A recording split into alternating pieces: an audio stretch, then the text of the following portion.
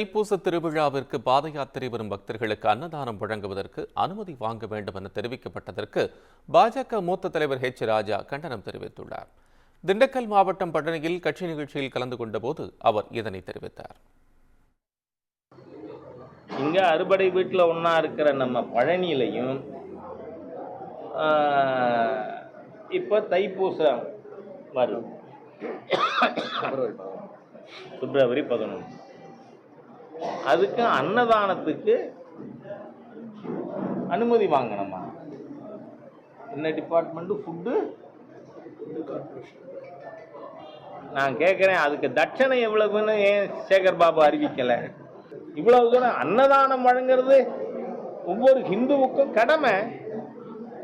அதுக்கு எதுக்கு உங்க கவர்மெண்ட் டிபார்ட்மெண்ட் கிட்ட அனுமதி வாங்கணும்?